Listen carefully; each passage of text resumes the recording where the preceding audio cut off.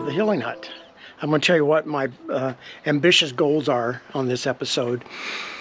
First of all, I have some good news that I was filling in my ditch for the power company, shovelful at a time. I'd spent 3 days filling in a couple spots, and I published my last video, the Healing Hut video, and I included my old foundation contractor who did my excavation for that, and he emailed me. He said, "Mike, I'll drop by and fill in your ditch for you for free," you know, just out of kindness, and I felt really moved by that. So that means a lot, because I have 10 days before I leave the country to go to Iceland with my grandson, and I was going to spend the whole time filling in this ditch shovelful at a time and then see if I could get power. But now I can refocus and get some more jobs done before I leave. This trip to Iceland, I have a strong connection to Iceland myself. My wife and I, we almost moved to Iceland in the 1980s. We went and spent a couple of weeks on a farm there in this process, but that turned out, we ended up moving to Egypt instead. But we've been back, this will be 5th trip, and I always try to expand my horizons a little bit more. But last year we were having a family reunion. I have 5 grown kids, and three of them with their spouses met us in Iceland. And this grandson, Oliver, his parents came, but right before they came, it's a long story, but they found out his passport expired. So he was pretty devastated. So I said, you know, Oliver, I promise that next year I'll bring you back to Iceland. And my wife and I are gonna take him camping for 7 days around Iceland, visit some places I haven't seen before, do some fly fishing. Oliver's had a tough year, and it's gonna be a really special time. It's been focused on one grandson for that period of time. So what I'm doing now, and it's dark in here, and that's all going to change when I come back. I've got one little light hooked up. There we go. Because I'll have power.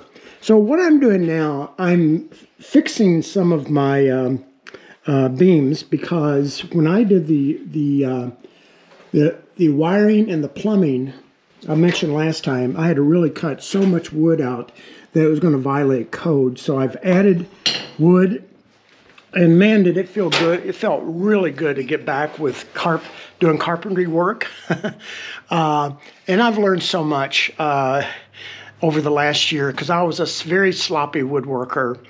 And I just spent almost 3 hours putting 2 boards up, because I cut them very precisely. I put chalk lines in for where the nails go.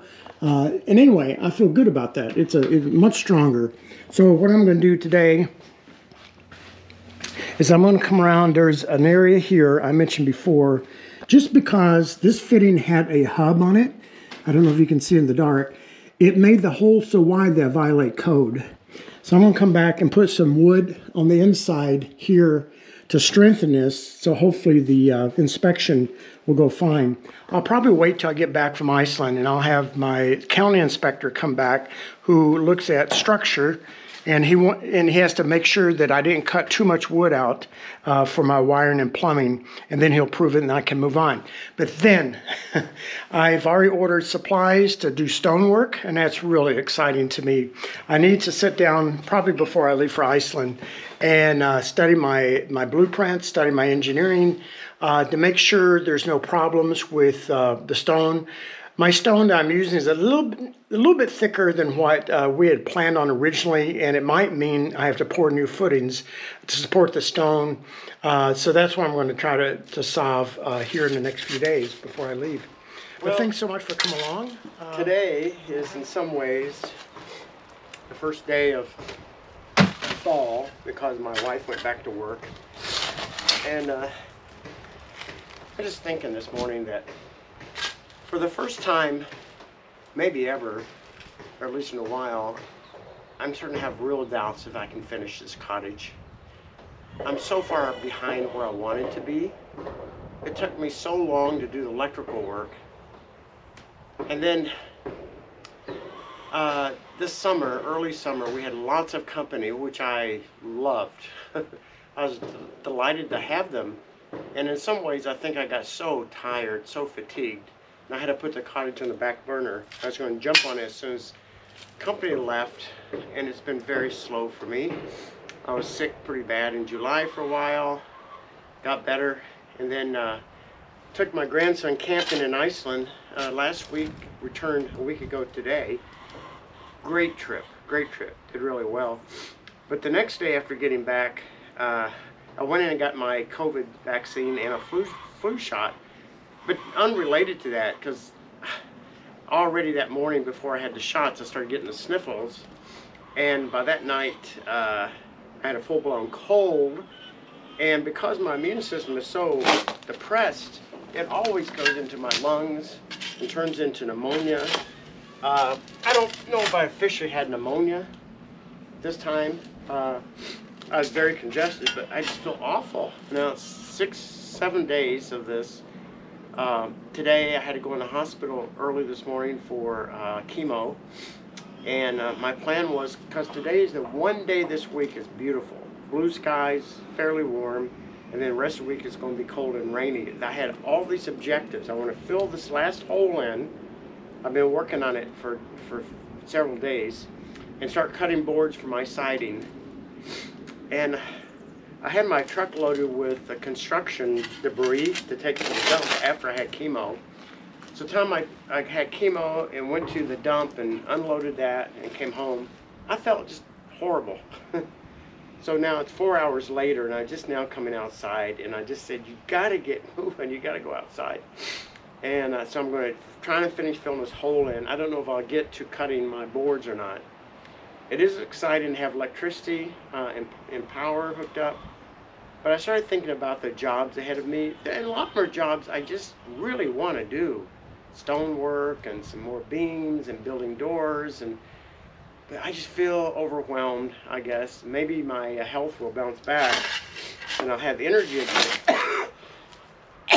But it's so frustrating, and you know, it's just part of the nature of, you know, other people get a cold and they have it for 2 or 3 days and they're all fine, and then I get it and it goes on for weeks sometimes of congestion and up all night coughing and just really fatigue.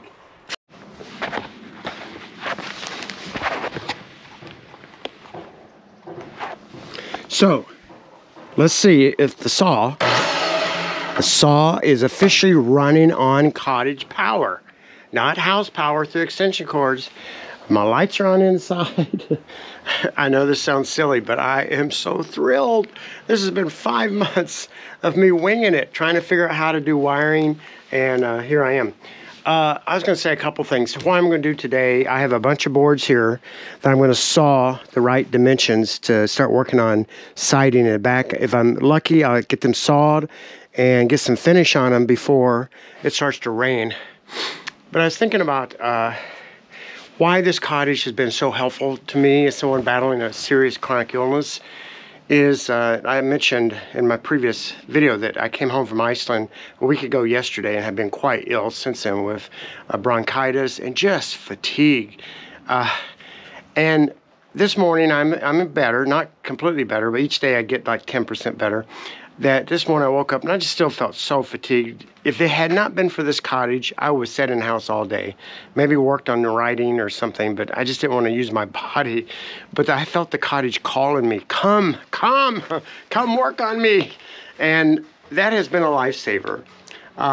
You know, if somebody gave me an exercise program, 30, 40 minutes every morning, it's hard for me to do those. I get so bored.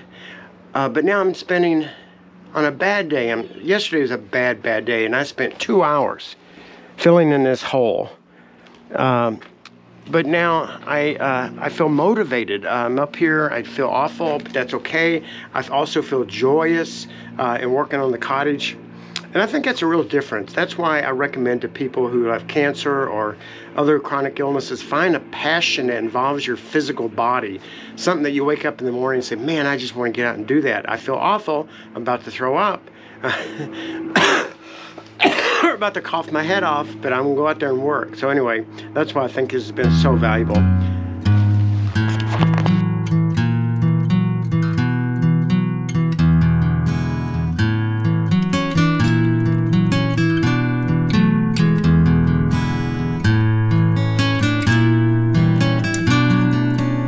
Well, I got my first few boards cut out, and I've got some more to do. I like to get, today's Tuesday, I like to get all my boards cut out for the far end, and then get some waterproofing finish on it.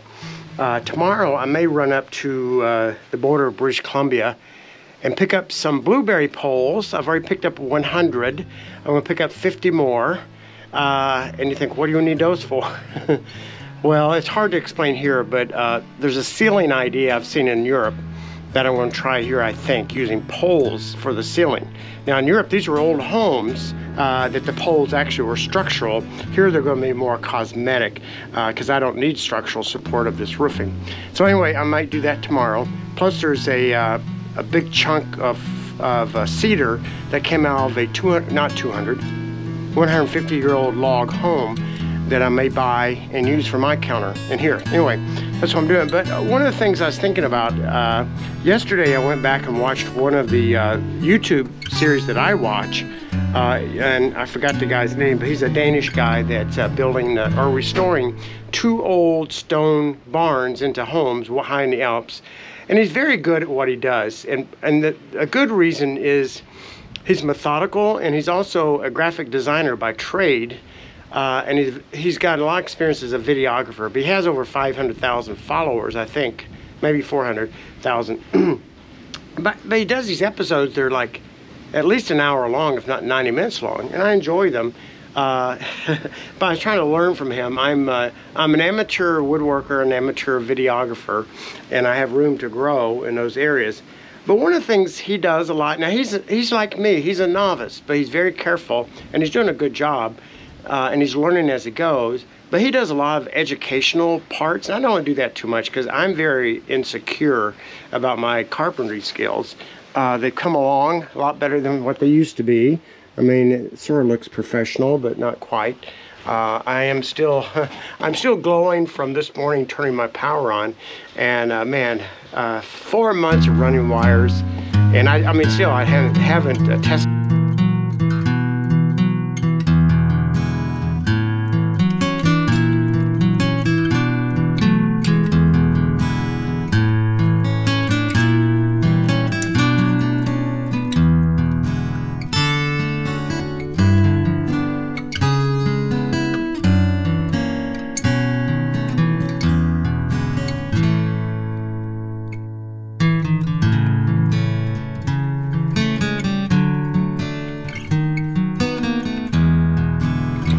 Well, I'm almost done with this wall. I meant to finish it today, but I had some interruptions.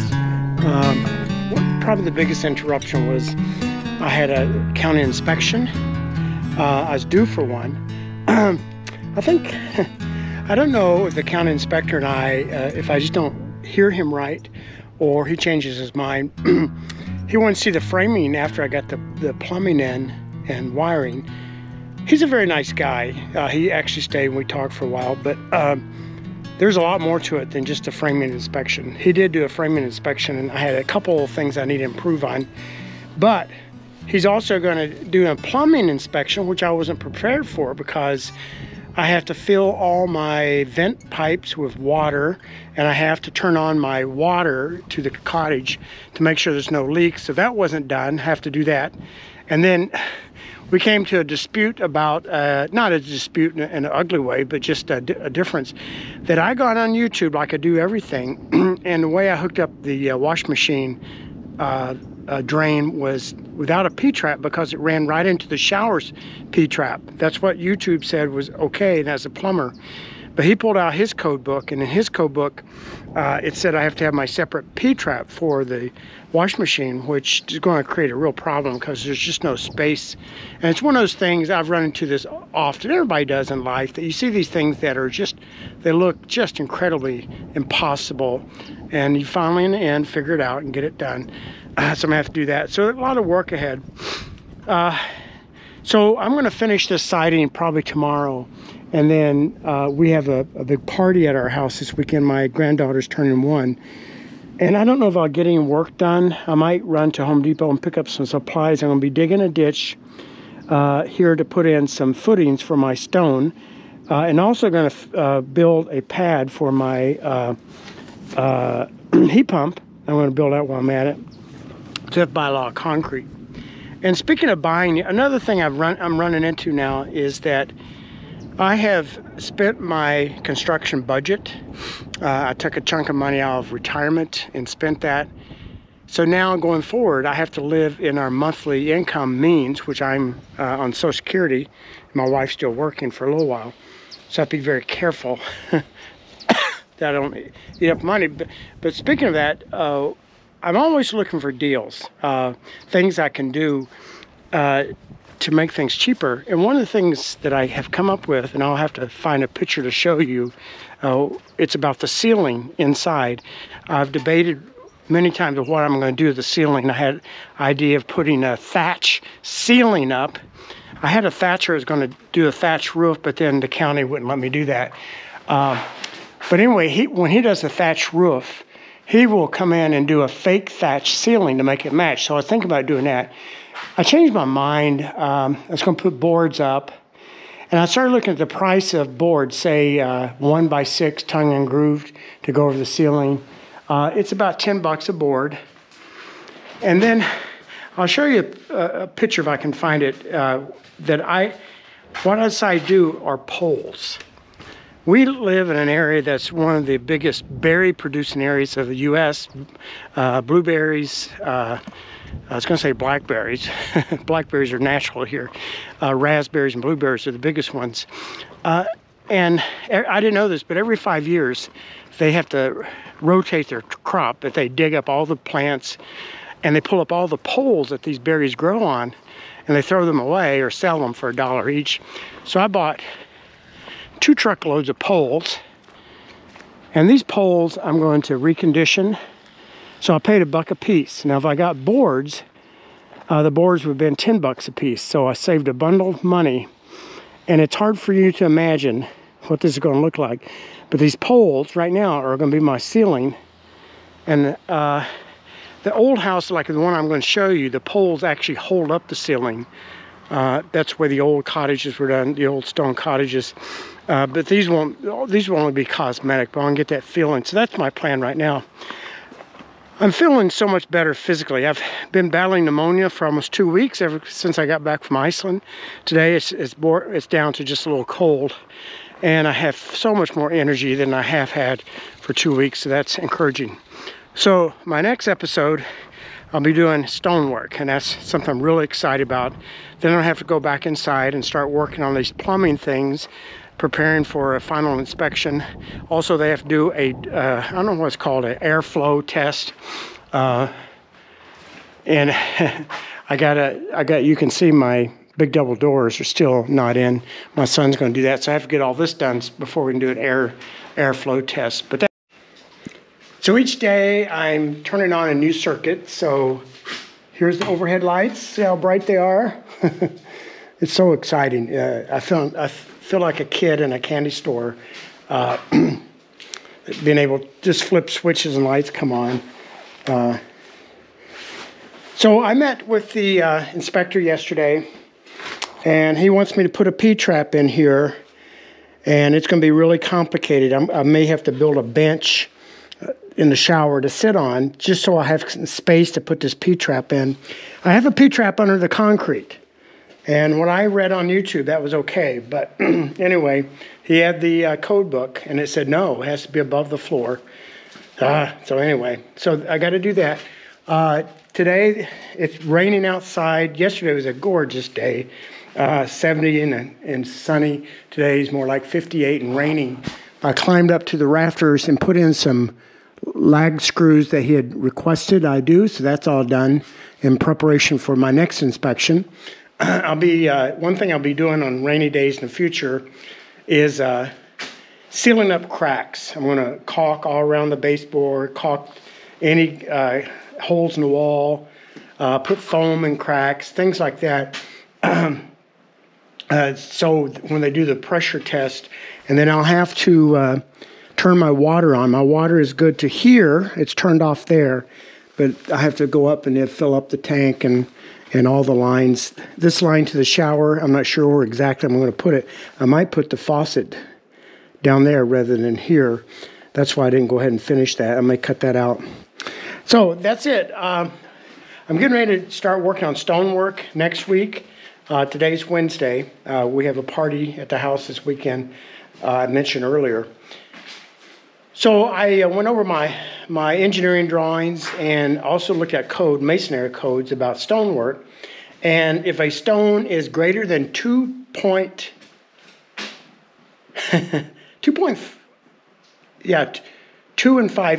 inches thick, or more than 16 pounds a square foot, you have to have separate footings for the stone. Otherwise, all the weight is carried on the wall. Now, I measure my stones. I'll weigh them and measure them. My thickest stone is exactly 2.5 inches. So I barely sneak in under the thickness. And it was also right at 16 pounds square foot, maybe a hair less. So I don't have to put footings in, but I like to err on the safe side. So I'm going to do all this manual work of digging a trench and making forms and putting in rebar and drilling holes into the existing foundation and gluing in some rebar to connect that to the new footing, just to be a little bit more secure under the stone. So again, thank you for coming. I might do one more little thing here. I was going to finish my siding today, but it's rained all day long, so I didn't do any of that. But another thing that happened today with the inspection, it's very complicated, hard to explain here. My cottage is not listed as an ADU, accessory dwelling unit, for a variety of reasons. But my architect thought it'd be best not because no one is going to be living there, and it adds some level of complexity and more expensive permits and etc. if it's ADU. But the inspector, my stove I have a stove from Scotland that's going to fit in there, and it's the ambience of the stove that adds so much richness to the interior. A big bright red stove called an Aga stove. You can look it up. It's the #1 stove they have in Scotland, in England, especially Scotland and somewhat in Ireland. But it really sets off these stone cottages, and that's what I got my hands on one. I wanted to use it. So the stove has been sitting in there all along, but this time when he was checking the wiring, he looked and said, there's a wire for a stove. And I said, yeah. He said, you can't do that. And I said, what do you mean you can't do that? You can't have a stove in the state of Washington or it suddenly becomes an ADU. You can have a shower, you can have a sink, you can have a dishwasher, but you cannot have a stove. So that creates a real dilemma. And I haven't decided what to do. My choices are take the stove out or declare an ADU. And so I have to look over the complexities of that. I'm afraid my neighbors will get nervous because I told them it wasn't going to be an ADU. They were worried about traffic and, they thought we were going to do an Airbnb, which we would not do that at all. But anyway, that's another part of this complex story. It's funny, but you never know what's going to happen when you have an inspection. I was worried about things like lead paint on some of those old boards I was using. That he didn't have a problem with that at all. But it's just the stove, and now I got to think through that. Once again, thank you so much for coming and following me on this journey. Please let me know if there's things I can do to improve this video for your enjoyment. You guys take care and have a good fall.